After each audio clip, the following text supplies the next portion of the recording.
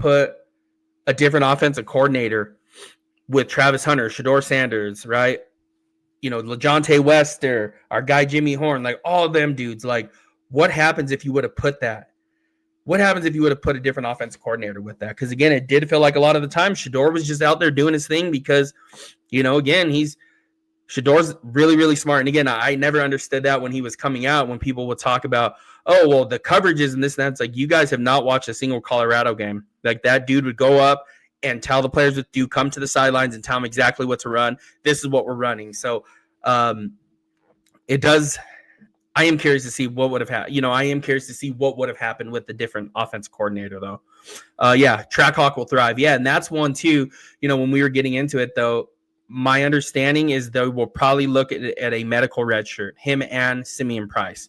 So I do think Trackhawk would. He was getting ready to, in my opinion, before he got hurt, I think he was ready to just break the thing open. Like, he was ready to take control of that running back room because, holy shit, that dude can fly once he catches the ball out of the backfield. Like, yeah, I am still high on Kalen Taylor, the Trackhawk. So I'm with you there, man. Let's see. Don Peasy Weezy. How long has this channel been around? Man, so when I took it over, we've been going since about late July.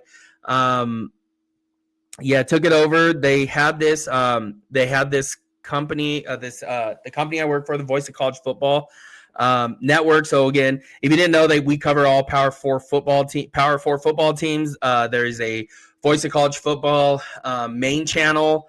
The Michigan channel is really big. Again, not that matters on here, but the Michigan channel does really, really well. They're, most Power 4 teams are covered here. And we are getting ready to launch and I've done a couple videos, but we're getting ready to launch our college football recruiting, which I will also host that as well. So we're just trying to figure some things out for that. So there will be that recruiting channel as well, where we talk about all things portal, high school football, all these different things. So, but I've been here since mid-July, started before the season, maybe even early July. I think it was late July, actually. So it was kind of there. There was a couple videos before me. But again, so yeah, I've been at this all season long and started this summer, though. But glad to have you here, man. Appreciate you here. Darren Jennings, perfect offense for that elevation. I mean, it feels like last year that was not taken advantage enough, right? Like the elevation, because it's a real thing. Like, you ask any team that comes here, right? Even, the Broncos, right? Any team that comes and plays the Denver Broncos, it's like, man, like you cannot breathe. Like you make that run and you're on the sidelines, like, you're sitting there with the oxygen mask on. I don't know if you guys, I'm not a Bronco fan, but I was watching them this past Sunday, and you had Micah Parsons before he got hurt. I don't know if you guys saw this. He came out and was hitting that oxygen immediately. Like that dude was like, it was crazy. I was watching. I was like, man, that is a big deal. And you don't see that at the college football games, and Colorado has to pick up the pace a little bit, get it going, and try to make that team, because by the time the fourth quarter rolls around, or even mid-second quarter with the elevation, man, they should be breathing heavy with the elevation, right? Georgia Tech last year, none of that happened. It almost like they got stronger, but they need to get up and get going, in my honest opinion. So I'm with you there, man. They got to do something about that, right? And if they can get up quicker in these games, you let your pass rush get to work, right? You let London Merritt and Alex McPherson pin their ears back and get after the quarterback. Man, that's a recipe, right? That's a recipe for disaster, man, for the other team. So I hope that that's their plan. And again, we'll see how it. Plans are always great, right? Until what is it? Till someone hits you in the mouth or whatever. Who said? I can't remember who said that, but right, that's always plans are always good that way. But we'll see what they do. We'll see what they do. But I'm really excited. The elevation needs to be much more taken advantage of. And then, okay, so back to this, though. Places that I think that Colorado's good at. You guys let me know if you think if this needs some adjustments. QB. So I put Julian Lewis. Julian Lewis in this go-go offense is going to be exciting. And again, I really do think that. I think he's going to have a big-time year. They have a good backup who can come in and operate the offense and stop. And I know what other people think. Well, he's not mobile enough. And again, I think we got to kind of get that out of our head a little bit with this offense. So So think about it that way. But I do think they are going to bring in another quarterback, though. I would say that you can never have enough depth at any position. Are we talk? Yeah, Darren Jennings says, how you feel about McKinney? We're talking about DJ McKinney, right? And I'm pretty sure. Yeah, put in the comments if I'm pretty sure you're talking about DJ though. But yeah, I expect another quarterback to be brought in, not another one that's like gonna take the starting position or anything like that. But you need to get a solid backup. Yeah. So Darren Jennings said yes about McKinney. Man, honestly, I didn't include him in my cornerbacks because I think he's gonna leave. This is just my opinion. I really do think you're gonna see him enter the portal.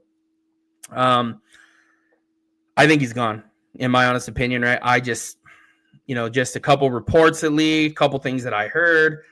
It really does feel like I would be shocked if he comes back. Just a couple of things that I've heard about that have taken place right within the program with DJ McKinney. So I do not think he's coming back. I don't even think he has any intention of coming back. If whatever it is that I heard is true, I don't think it's necessary for him. I don't think this is the place. That Colorado's a place for him. So we'll leave it at that. And the reason I didn't mention him in cornerback is because of that. So he's not coming back in my opinion. And again, like I said, everything that I've heard. Yeah, why would McKinney leave with 1 year remaining? So yeah, Don Peasy, I will just tell you this, bro. Like, I can't say a ton, right? But I will say, just you put 2 and 2 together, right? Like, think about how bad the season was. Think about how much, how many problems that we've heard about, the locker room and all these different things. You kind of put 2 and 2 together and kind of figure why he wouldn't be coming back. And he's not. I don't think he's declaring for the NFL draft. I think he's transferring. So again, I would be really, really shocked if you see DJ McKinney back. And again, from my understanding and from what I heard, I don't even know why you would want him back at that point. Again, this will come out at some point later on, maybe. And if it doesn't, right? But again, I would be shocked if he did come back. Running back. So let's dive into this. Dallin Hayden returning, Michael Welch. And again, like we talked about, expect Simeon Price to return and DeKalen. So you look at these two. I do expect it back. And I think that's a pretty good that's a good running back room, right? Those 4. And Simeon Price was another one where he was starting to get rolling, and then the injury took place, right? Him and DeKalen. It was almost I think they both got hurt against Houston. We talked about last week, but I'm pretty sure it was against Houston, and we didn't see him the rest of the season. And that sucked. That really sucked last year because those two were going to get rolling here. Dallin Hayden, man, that dude needs more carries. Just point blank, that dude needs way more carries than he was getting. He needs to touch the ball way more. I think they have 3 really good running backs, and Michael Welch, maybe it was sophomore slump or whatever it may be. Man, he just looked like he was running in mud last year. I don't know what it was. He looked slow. It just looked like he was running in mud. And again, I was very high on him. I still am. I'm just curious to see what he looks like next year. But he looked like he was running in mud last year. Yeah, Price was cooking for sure. He looked good last year, man. That he was starting to get the hang of things. And I was like, man, he's about ready to get rolling here. And then boom, injury took place. So I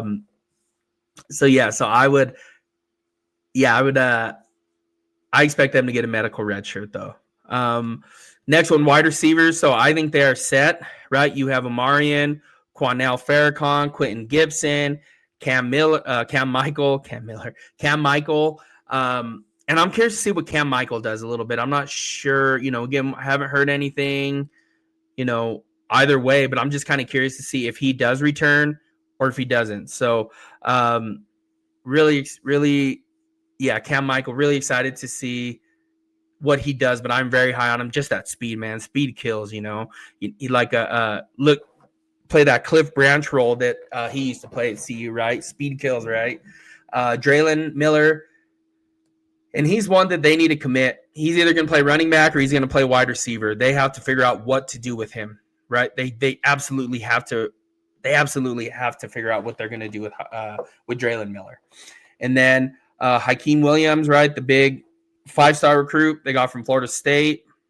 Haven't heard anything about him. Didn't see him play a lot last year, but we know the talent's there. So I'm curious to see what he does and where he ends up, or what the plan is for him. Because, as of right now, it looks like he's going to be buried on the depth chart a little bit, right? So I'm curious to see what he does. But I do think that room is good to go. I do think, again, they're going to add more players there, right? They already added Xavier McDonald, and they're going to add some more players there, right? No question about that.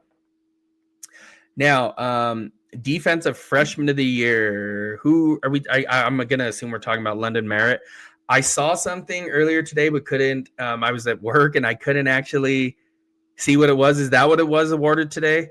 Or was that yesterday? I did see something on London Merritt, and I would assume that's who we're talking about here. But I had D-end places they're good at, that D-end edge. Right, London and Alex, right? London Merritt, Alex McPherson, them two dudes, man, they wreaked havoc last year. They're going to have another year under their belt. Those are going to be your leaders on the defensive side of the ball. Those two and Tawfiq Bayard, right? Those are going to be your leaders, right? And London Merritt, man, that dude is going to have a monster year next year. And the crazy part is he's just a sophomore, he's going to be just a true sophomore. So, yeah, I'm excited. Nikhil Webb-Walker and Quincy Wiggins will return. I expect them to land a couple more defensive ends as well, right? That depth piece is absolutely huge. So we'll see, but that would be my expectation for the edge DN room. And then your tight end, Zach Atkins and Zane D'Souza and Corbin Laser. So you have those three. What I would really love to see, though, is them to get an athletic tight end, like one of those game-breaking tight ends, right? Run that vertical route, sit there, catch a crosser, take it to the house. Just one of those that has game-breaking speed. So, and again, I think Zach Atkins is a hell of a tight end as well, hell of an athlete. But we'll see what they add. I expect them to have him, but if they didn't, I think they're going to be they're good there. And Zach Atkins, I'm really interested to see him in this offense as well. And again, like we talked, I do expect them to have more players. This is going to be, you can never have to have too many good players. And as we've seen this past year, that depth chart, the injury report that was coming out week after week after week was just getting longer and longer and longer. You're going to need depth.